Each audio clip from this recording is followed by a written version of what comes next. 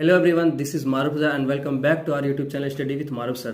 तो दोस्तों, इस चैनल के माध्यम से आज हम लोग जो है 68 बीपीएससी जो 12 फरवरी को एग्जाम होने वाला है उसके बारे में डिस्कस करेंगे। तो उसके लिए जो हम क्या किए हैं कि बहुत इंपॉर्टेंट क्वेश्चन का एक श्रृंखला स्टार्ट कर रहे हैं आज।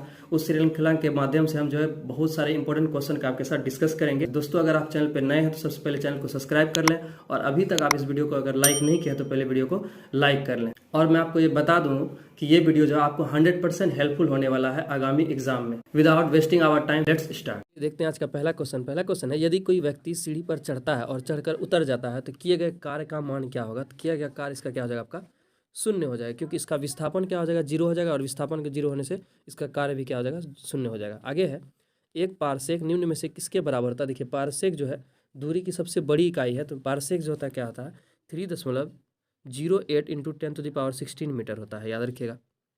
और दूरी की सबसे बड़ी इकाई भी क्या है, पारसेक है।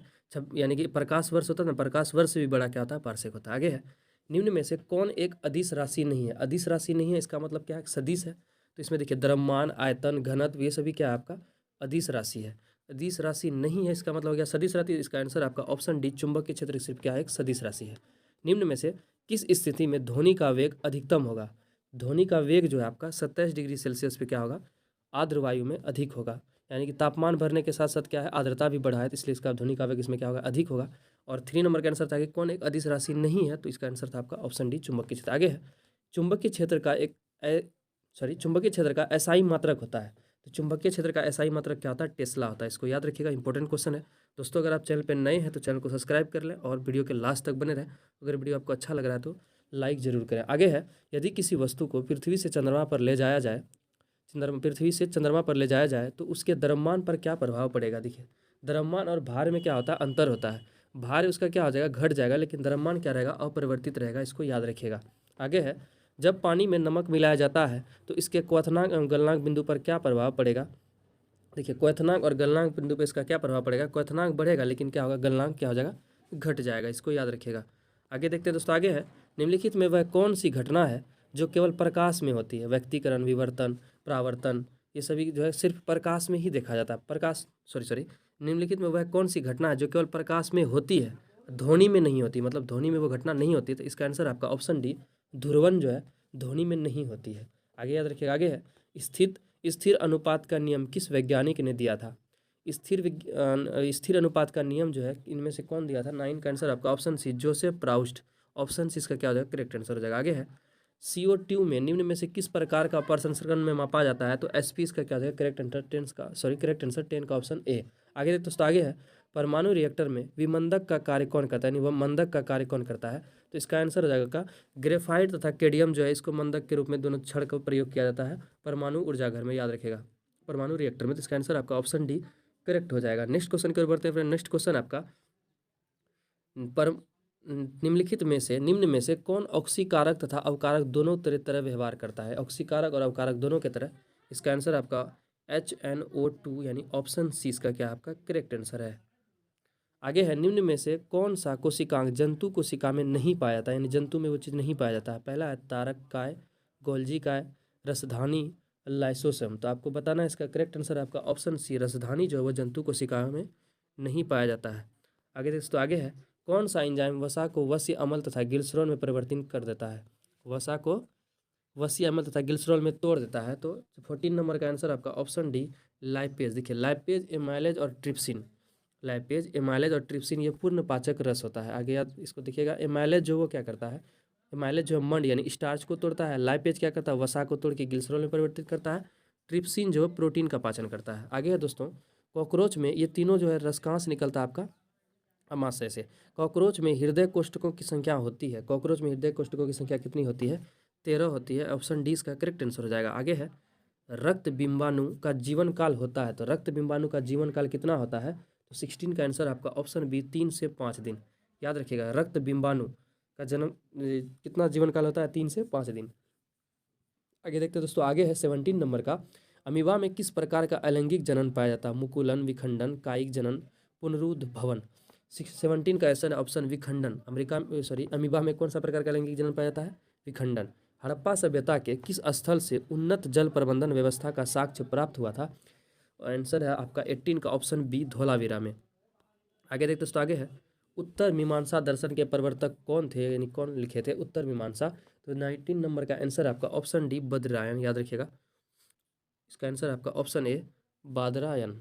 आगे है हाटक निम्न में से किस महाजनपद की राजधानी थी। हाटक जो है आपका कंबोज की राजधानी थी, याद रखिएगा। निम्नलिखित में है, आगे निम्नलिखित में से एक जैव ग्रंथ नहीं है, इनमें से कौन है जो कि एक जैव ग्रंथ नहीं है। 21 का डी ऑप्शन 3 जो है केवल अवदान शतक जो है ये एक जैव ग्रंथ नहीं है। आगे देखते हैं दोस्तों, आगे है भारत में कुषाण वंश की स्थापना किसने की थी। तो भारत में कुषाण वंश की स्थापना कुजुल कडफिसस, यानी ऑप्शन बी इसका क्या है करेक्ट है, 22 का ऑप्शन बी होगा। आगे है कनिष्क, इसका क्या था बहुत प्रतापी राजा था, याद रखिएगा। तुगलकनामा की रचना किसने की थी। तुगलकनामा का रचना जो आपका कौन किया था, 23 का डी अमीर खुसरू, इसको याद रखिएगा। तुगलकनामा का रचना कौन किया था, अमीर खुसरू। इसको तोते हिंदुस्तान कहा जाता था। आगे है दिल्ली सल्तनत के किस शासक को गुलाम कहा जाता है। गुलाम का गुलाम कहा जाता है, यानी कि गुलाम का गुलाम किसको कहा जाता है, इल्तुतमिश को। वो इसलिए कि कुतुबुद्दीन ऐबक जो था वो मोहम्मद गोरी का गुलाम था, और कुतुबुद्दीन ऐबक का गुलाम कौन था, इल्तुतमिश। और कुतुबुद्दीन ऐबक का जो गुलाम का गुलाम हो गया, इसीलिए से इल्तुतमिश को गुलाम का गुलाम कहा जाता है। इल्तुतमिश ही ने दिल्ली को राजधानी बनाया था सर्वप्रथम, इसको याद रखिए। आगे है दारुल सफ़ा की स्थापना किसने थी। कि दारुल सफ़ा एक तरह का हॉस्पिटल था, इसकी स्थापना फिरोज शाह तुगलक ने किए थे, इसको याद रखिएगा, तुगलक वंश का। आगे है फारसी यात्री अब्दुल रज्जाक ने किसके शासनकाल में विजयनगर की यात्रा की थी। विजयनगर की यात्रा किसके शासनकाल में, देवराय द्वितीय के समय में किया था। आगे है शिवाजी ने किस वर्ष छत्रपति की उपाधि धारण की थी। तो इसका आंसर है 1674 ईस्वी, यानी ऑप्शन सी करेक्ट हो जाएगा। आगे देखते हैं दोस्तों 28 नंबर का, किस पुर्तगाली गवर्नर ने कोचीन के जगह गोवा को पुर्तगाल का राजधानी बनाया था। देखिए गोवा पे पुर्तगालियों का था रास्ता, लेकिन पुर्तगाल को राजधानी कौन बनाया था, Nina da Cunha, option C हो जाएगा, नीना डी कुन्हा।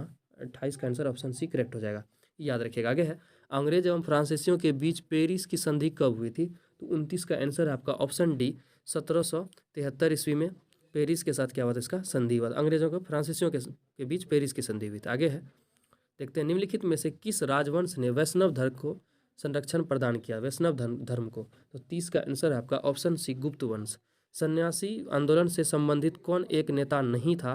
इसमें से आपको बताने से कौन है जो कि सन्यासी विद्रोह से संबंधित नहीं था। तो शंकर इसका करेक्ट आंसर है, ये सन्यासी विद्रोह से संबंधित नहीं थे। बाकी भवानी पाठक, देवी चौधरानी, मंजर शाह, ये सब जो है कि सन्यासी विद्रोह से संबंधित थे। आगे है निम्न से किस भारतीय राज्य की सीमा म्यांमार से नहीं लगती है। तो 32 का आंसर आपका ऑप्शन सी त्रिपुरा की जो है सीमा म्यांमार देश से नहीं लगती है। आगे है गॉडविन अस्टीन पर्वत शिखर किस पर्वत श्रेणी में स्थित है, यानी गॉडविन अस्टीन किस पर्वत शिखर में स्थित है। तो 23 का आंसर 33 का ऑप्शन सी काराकोरम में।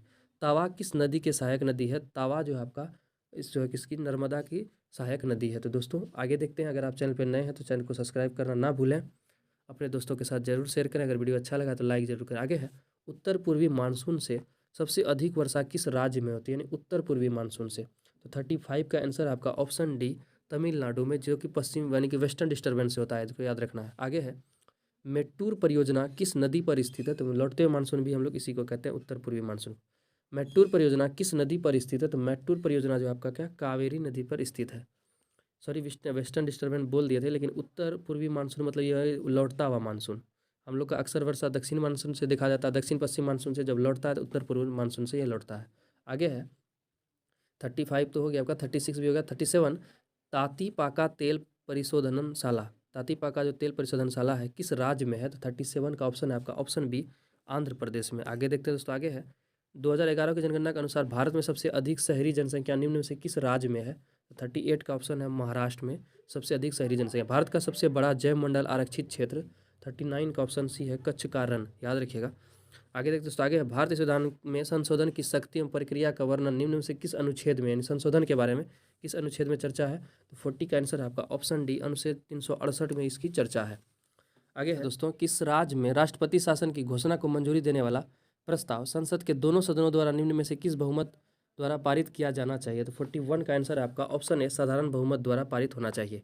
आगे है मंत्री नियुक्त किए जाने के संबंध में क्या सही नहीं है। 42 का आंसर है आपका ऑप्शन ए जो लोकसभा का सदस्य नहीं है मंत्री नहीं बन सकता, ये सही नहीं है, क्योंकि राज्यसभा और लोकसभा दोनों का सदस्य मंत्री बन सकता है।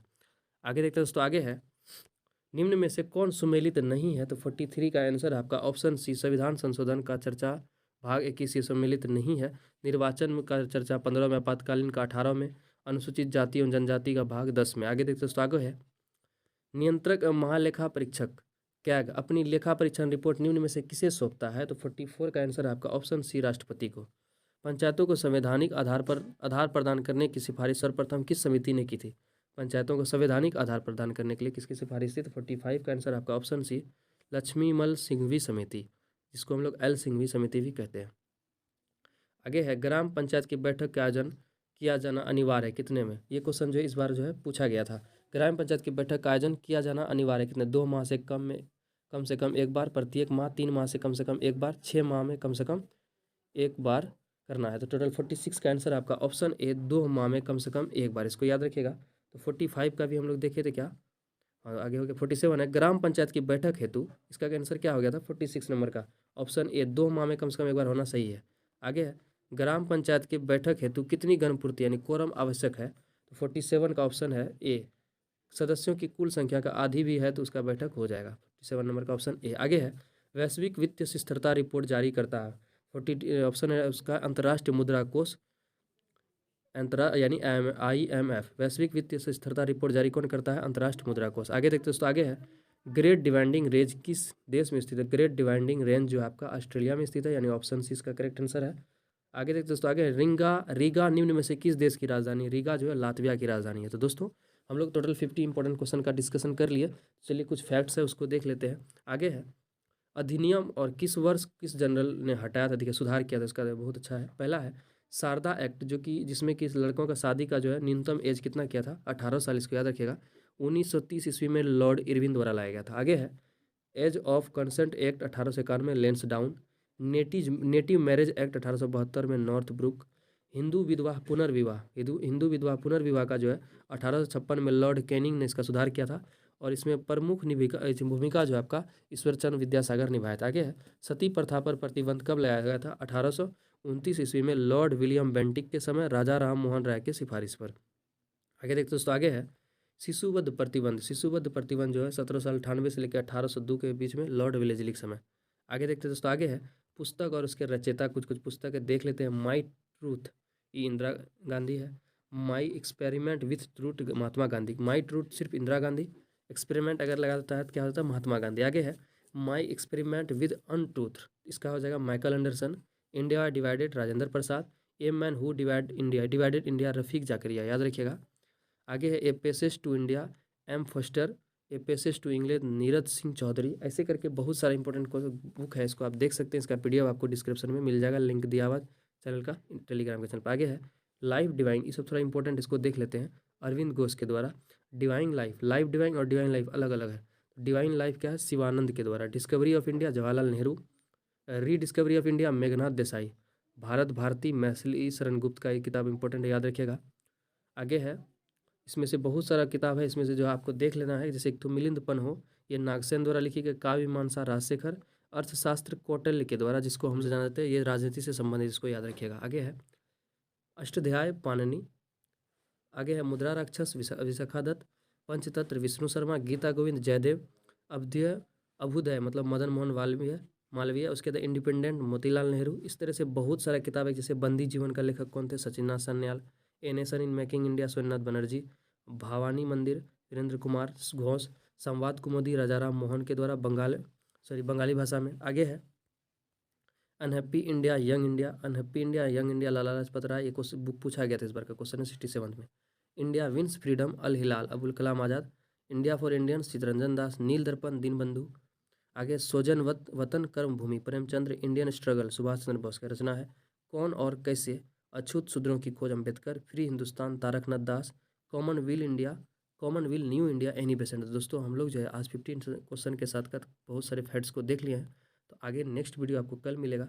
तो कल इस वीडियो को अगर आप देखे हैं तो अगर अच्छा लगा तो लाइक कर दें, और नेक्स्ट वीडियो हम लोग कल मिलते हैं। तब तक के लिए धन्यवाद।